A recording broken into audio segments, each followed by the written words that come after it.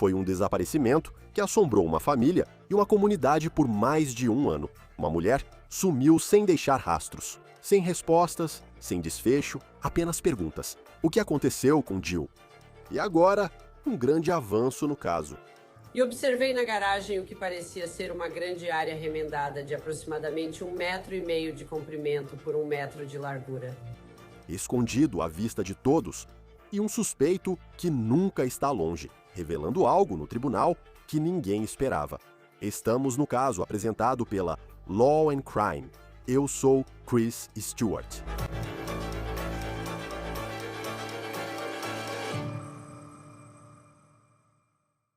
Ei pessoal, rapidinho, quero falar para vocês sobre um aplicativo que pode ajudar muito. Ele se chama Upside. O Upside te dá dinheiro de volta em compras do dia a dia, como combustível, supermercado e comida para viagem. Veja como funciona. Baixe o Upside gratuitamente. Escolha uma oferta entre mais de 100 mil parceiros e pague normalmente com seu cartão. Depois, você verifica a compra e recebe dinheiro de volta. Já usei o Upside, por exemplo, para abastecer ou pedir comida à noite. Procuro ofertas no Upside. Depois que eu gasto, o dinheiro aparece no meu aplicativo e logo em seguida eu só transfiro direto para o meu banco. Usuários frequentes do Upside ganham em média $254 de volta por ano. Então, para começar a receber seu dinheiro de volta, clique no link na descrição ou escaneie o código QR e use o código promocional OTC para ganhar um bônus extra de 25 centavos em cada galão no seu primeiro tanque de gasolina. O desaparecimento de alguém pode levar as autoridades a vários caminhos. Você pensa, essa pessoa foi sequestrada? Ou será que apenas fugiu? Ou teria sido algo ainda mais sombrio do que se imagina? Essas são as perguntas que autoridades, incluindo o FBI, fazem desde janeiro de 2025 sobre uma mulher de Massachusetts chamada Jill Kloppenberg. Aqui está o cartaz de desaparecimento de Jill Kloppenberg, com seu rosto e informações publicado no site do FBI. Veja o que sabemos sobre Jill. Ela morava em Lowell, Massachusetts, uma pequena cidade a 64 quilômetros ao norte de Boston. O FBI disse que a última vez que alguém a viu foi em janeiro de 2025, especificamente no dia 2 de janeiro. E ela foi vista pela última vez saindo do seu prédio na Broadway, em Lowell. É um local onde ela teria ficado temporariamente com amigos. Jill só foi considerada desaparecida em fevereiro de 2025. As autoridades afirmam que os amigos de Jill, que a registraram como desaparecida, na verdade não falavam com ela desde o outono de 2024. As pessoas que fizeram o boletim de desaparecimento disseram que a senhorita Kloppenberg era amiga delas, que não a viam pessoalmente desde agosto de 2024 e que o último contato por mensagem de texto tinha sido em novembro, no dia 20 de novembro de 2024. Uma pista que a polícia tinha, porém, era a última vez que o telefone de Jill foi usado. E isso aconteceu especificamente no dia 14 de janeiro de 2025. Depois disso, o caso dela esfriou. Seu paradeiro e o que aconteceu continuaram incertos. O nome de Jill foi colocado em um banco de dados de pessoas desaparecidas e por mais de um ano o caso dela ficou praticamente parado. Não houve grandes avanços. Como alguém assim simplesmente desaparece? Bem, essa pergunta parece ter sido respondida em 2026, especificamente neste mês, no dia 10 de março. As autoridades afirmam que o caso foi resolvido após uma denúncia recebida pela polícia em Nashua, New Hampshire, cerca de meia hora ao norte de Lowell. No entanto, em 10 de março de 2026, o Departamento de Polícia de Nashua, New Hampshire, recebeu uma ligação com informações sobre um possível homicídio. Eles então entraram em contato com a pessoa que havia ligado, que explicou que tinha um amigo. O nome do amigo era Sean Sullivan, Sean com W, que lhe contou que supostamente matou uma mulher chamada Jill em sua casa, em ou por volta de janeiro de 2025. Sean alegou ainda, supostamente, que atirou nela e depois a enterrou sob o chão da garagem na casa da Avenida Audrey, em Tyngsboro, onde ele morava. O segredo do que pode ter acontecido com Jill, aparentemente, não era segredo para a pessoa que supostamente era responsável. E o nome desse homem é Sean Sullivan. Ele tem 40 anos e aparece no Facebook. Ironicamente, se descreve como estudante de justiça criminal na Worcester State. Procuramos Sean no Facebook e analisamos seus amigos em comum. Veja, ele estava conectado a Jill Kloppenberg. A denúncia de New Hampshire dizia que Sean Sullivan teria contado ao informante que matou uma garota chamada Jill. Além disso, o corpo dela estaria enterrado sob a garagem da casa dele em Tyngsboro, Massachusetts, a cerca de 8 quilômetros do local, onde Jill foi vista pela última vez em janeiro de 2025. Até agora, não está claro qual era o tom dessa suposta confissão. Sean Sullivan estava se gabando para um amigo, tentando parecer durão ao dizer que matou e enterrou alguém? Ou foi algo que ele supostamente confessou a um amigo, alguém em quem confiava ou achava confiar, porque a culpa do que teria feito no último ano era pesada demais para suportar? Isso ainda não está claro neste momento, mas o que está claro é o que a polícia diz ter encontrado dentro da casa dele, especificamente embaixo da garagem. A polícia foi até a casa dele, está no Google Maps e foi lá que revistaram a garagem. Em 15 de março, detetives dos departamentos de polícia de Tyngsboro, Tewksbury e da Polícia Estadual cumpriram um mandado de busca em uma casa em Tyngsboro. E observaram na garagem o que parecia ser uma grande área remendada de aproximadamente 1,5 metros de comprimento por 1 metro de largura. Eles usaram um radar de penetração no solo para escanear todo o piso da garagem e confirmaram que havia algo localizado sob aquela área que havia sido cortada e remendada.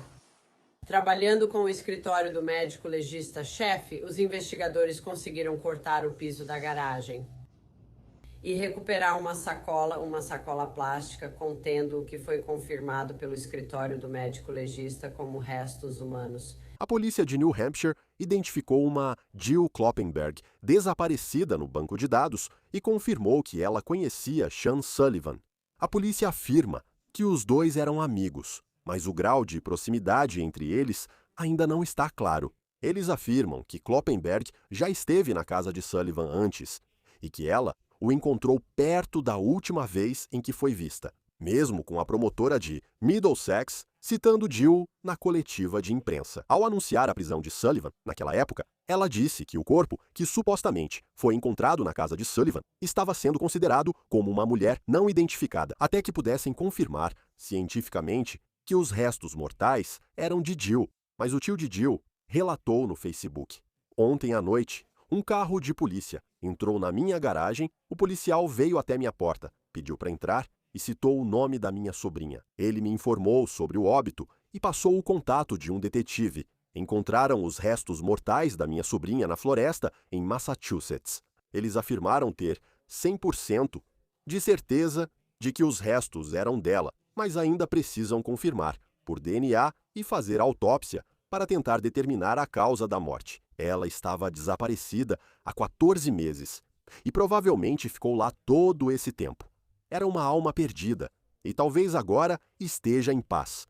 Tinha problemas com drogas e escolhia homens violentos. E agora, embora não fôssemos particularmente próximos, me pego andando por aí, desde então com os olhos marejados, à beira das lágrimas, pela perda dela, pelo que poderia ter sido.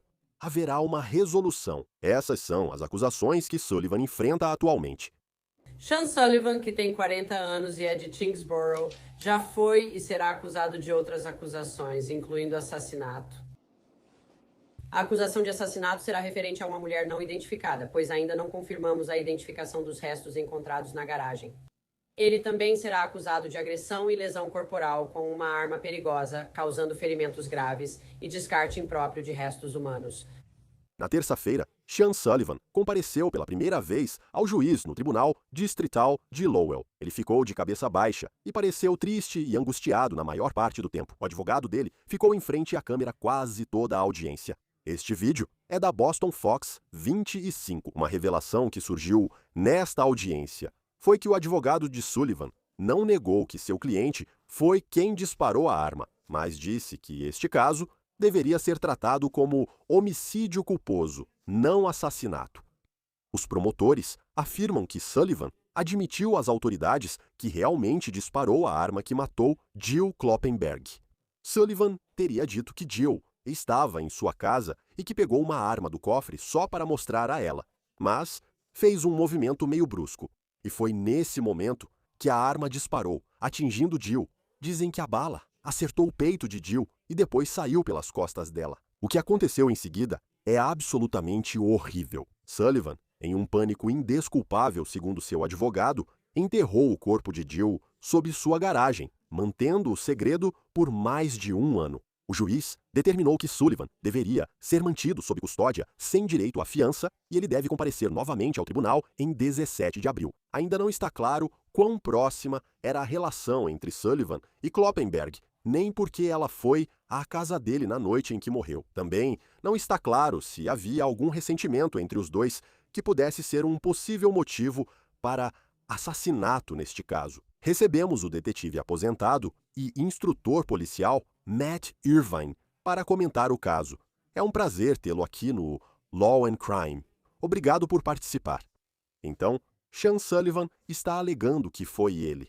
Na verdade, não é que ele esteja apenas alegando. Sean Sullivan está dizendo que foi ele quem atirou em Jill Kloppenberg. Mas a versão que ele e seu advogado estão apresentando é que tudo não passou de um acidente, porque ele ia mostrar a arma para ela e acabou atingindo-a, pois ele estava ou cochilando ou teve algum tipo de espasmo involuntário. Acho que muita gente pode olhar para isso e pensar, sabe, é um pouco suspeito, mais de um ano depois, de você supostamente ter colocado o corpo dela embaixo da sua garagem. Mas, como policial, como provar que foi assassinato? E não que essa história que ele conta agora, após ser preso, seja verdadeira. É uma ótima pergunta. Quero dizer, primeiro de tudo, temos que aceitar que isso certamente é possível. As pessoas realmente atiram em outras acidentalmente, infelizmente, o tempo todo. A questão é, isso é crível? Isso é confirmado ou desmentido pelo restante das evidências neste caso? Então, eu espero que a polícia esteja analisando essa defesa em pelo menos 3 dimensões. A primeira é, como o relato dele para a polícia sobre o tiroteio, e pelo que entendi, esse relato meio que evoluiu ou surgiu ao longo do interrogatório. Não foi algo que ele ofereceu imediatamente.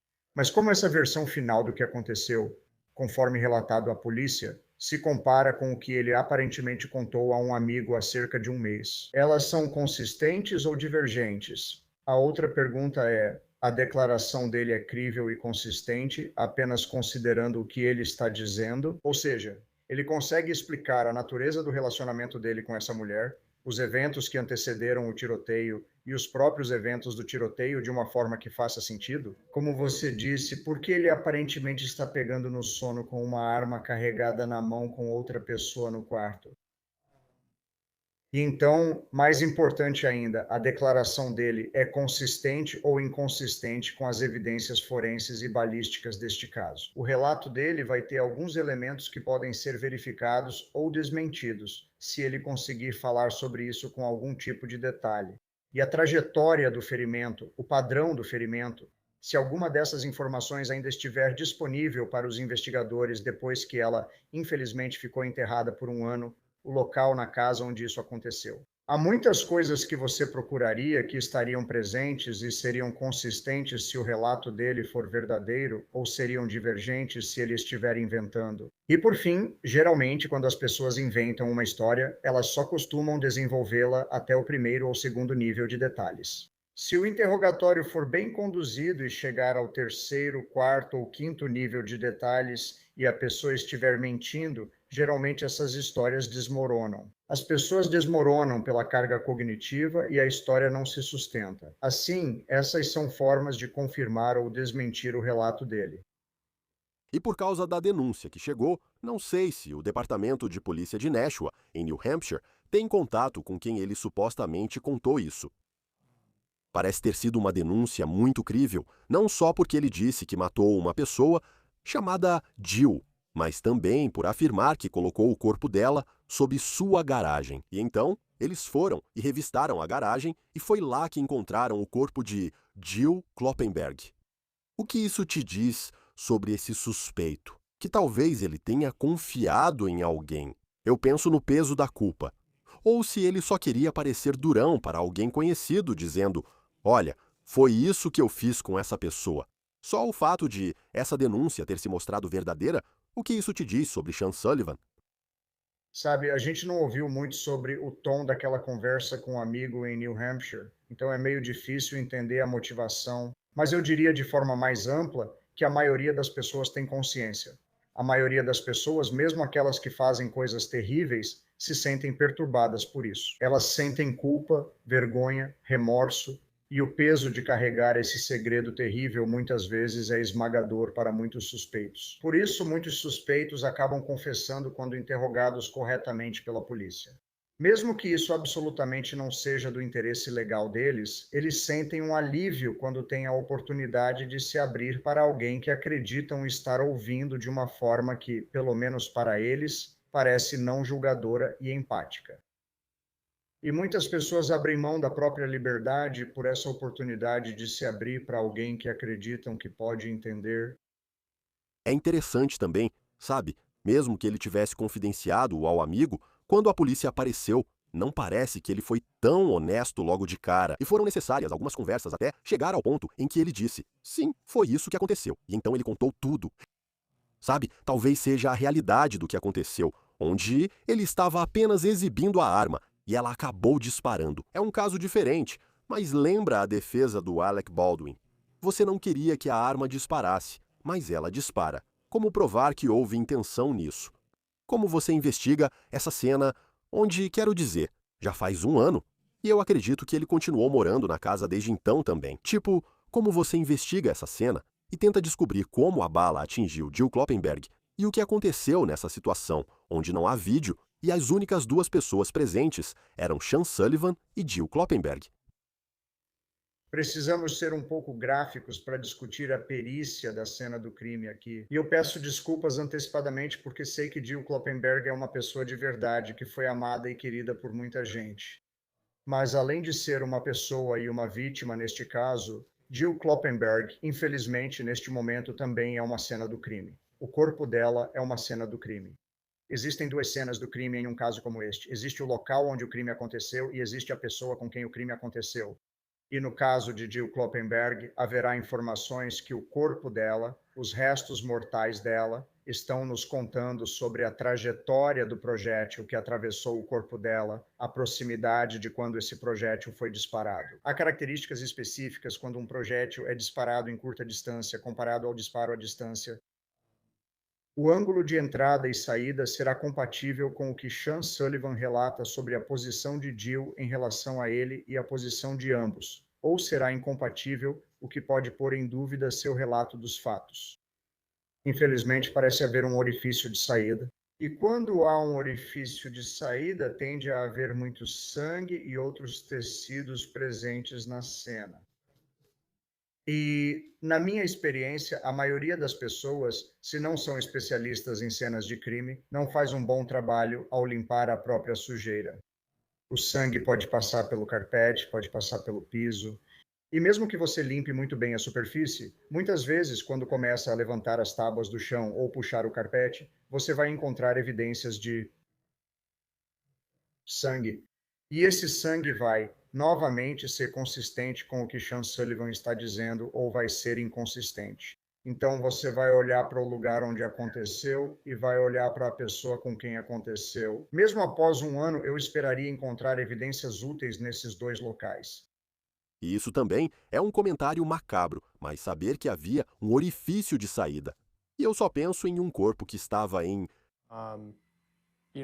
Ele ficou abaixo da superfície por mais de um ano.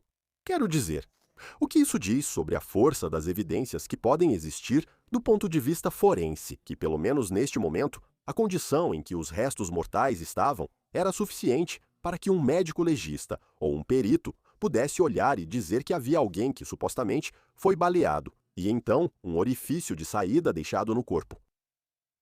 É difícil saber, pelo que foi divulgado, qual era a condição dos restos mortais da senhorita Kloppenberg ao serem examinados, mas coisas básicas, como um orifício de entrada e de saída, ainda deveriam ser observáveis algum tempo depois, novamente, dependendo da condição. Então, é realmente difícil saber. Parece que ela foi enrolada em algum tipo de plástico, no que pode ter ajudado a protegê-la da degradação no ano em que ela ficou enterrada. É realmente difícil saber o que o corpo dela pode nos dizer neste momento. Esperaria que ao menos o básico, como a trajetória, fosse observável agora. Eu me lembro de quando ela foi dada como desaparecida, que foi em fevereiro do ano passado, e então foi em janeiro, de acordo com o FBI, a última vez que ela foi vista. Acho que foi no dia 2 de janeiro. Ela estava saindo de casa, onde morava com alguns amigos, em um prédio de apartamentos, parece que em Lowell, Massachusetts. E é um caso que parece que simplesmente ficou parado por um ano e não havia muitas pistas. Como você lida no início desses casos, quando penso na família, sem saber o que aconteceu com ela? Eu sei que o tio dela disse que ela teve algumas dificuldades na vida e ela, sabe, e tenho certeza de que eles mantiveram a esperança de que ela iria, sabe, que esse não seria o desfecho sobre o qual estaríamos falando nesse caso. Geralmente, quando recebemos um boletim de ocorrência de desaparecimento e consideramos todas as possibilidades, quais são os primeiros passos para tentar descobrir o paradeiro da pessoa? E então, como chega ao ponto em que, sabe, você pesquisa o nome de Jill Kloppenberg e o FBI tem um site e lá está a foto dela. E se você tiver alguma informação, ligue para lá. Chega a esse ponto em que você não sabe se aquela dica de New Hampshire vai aparecer algum dia. Casos de pessoas desaparecidas são difíceis. Casos de adultos desaparecidos, na ausência de alguma outra informação que levante suspeita ou crie uma sensação de perigo iminente. Eles geralmente não são investigados com tanta profundidade, porque muitos adultos que desaparecem voluntariamente. Na maioria das vezes, não são casos de crime. Às vezes, há casos que envolvem suicídio, doença mental ou acidente. Mas, novamente, na ausência de informações adicionais que aumentariam o nível de preocupação. A maioria desses casos, após uma investigação inicial e superficial, onde você analisa coisas básicas como atividades eletrônicas, celular, geolocalização, finanças, contatos com amigos e entes queridos. Quando essas pistas se esgotam, na maioria das vezes, esses casos esfriam até que algo mude isso. Que mudança, né?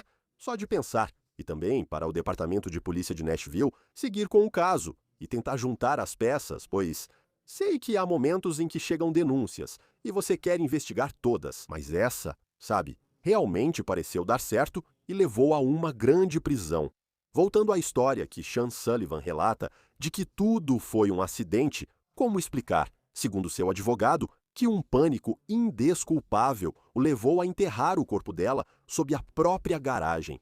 O fato de ele ter feito isso, de ter escondido o corpo, guardado esse segredo por anos, até supostamente contar para um amigo, como isso influencia a forma como você vê a história dele? Que essa era uma pessoa que, sabe, ele está dizendo: "Ah, foi um acidente, eu entrei em pânico, não sabia o que fazer." E só depois que ele foi preso é que de repente as informações vieram à tona, depois de algumas conversas. Como essa parte, o que ele fez depois, influencia nas acusações que ele está enfrentando agora.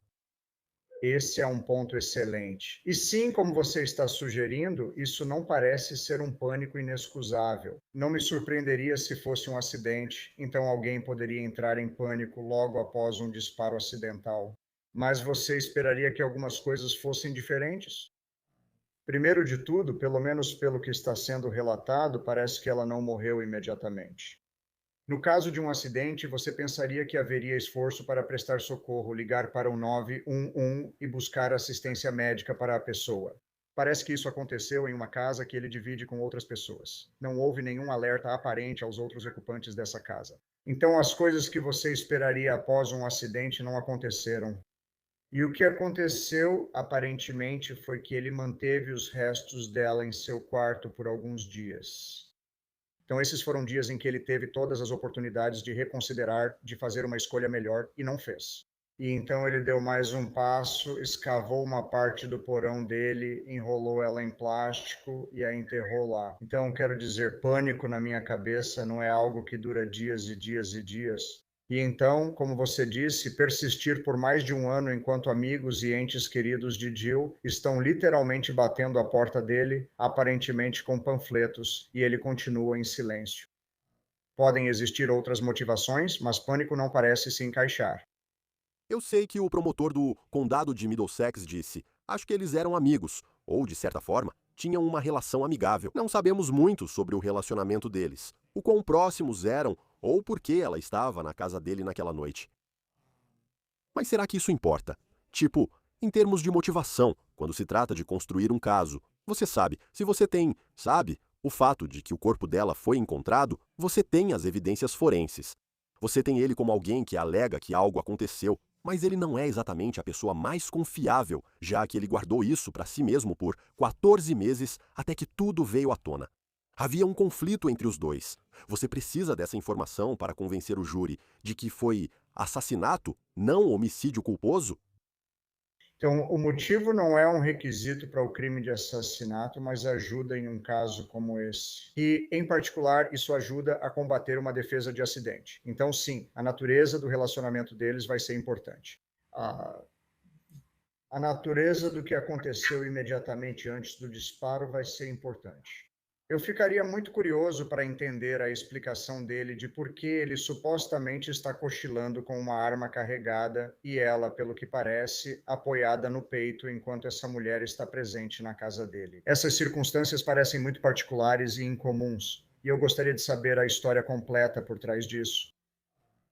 Eu certamente gostaria de conversar com pessoas que conheciam os dois para descobrir se havia algum amor não correspondido, algum término, algum conflito, alguma tensão entre eles que pudesse explicar essa violência. Gostaria de saber qual o histórico de Sean Sullivan em violência doméstica contra parceiros íntimos, comportamento agressivo ou ameaçador com outras pessoas. Qual é a experiência dele com armas de fogo, seja em termos de usá-las de forma agressiva ou de manuseá-las de maneira responsável. Qualquer informação dessa será importante para entender como isso aconteceu. E vamos ver o que acontece a seguir. Quero dizer, obviamente, você sente muito pela família de Jill Klaffenberg, que com certeza estava mantendo a esperança de que ela voltasse para casa um dia e que esse não seria o desfecho, mas espero que eles consigam algum tipo de encerramento nesse caso, à medida que o processo legal avançar. Matt Irvine, detetive aposentado e instrutor de aplicação da lei, é um prazer tê-lo no Law and Crime. Obrigado por falar sobre o caso conosco. Obrigado, Chris Stewart. Sullivan volta ao tribunal em 17 de abril e seguiremos acompanhando o caso. Encerramos este episódio do On the Case do Law and Crime. Inscreva-se no nosso canal no YouTube e no Spotify, e você também pode encontrar nossos episódios transmitidos no Peacock. Sou Chris Stewart. Até a próxima.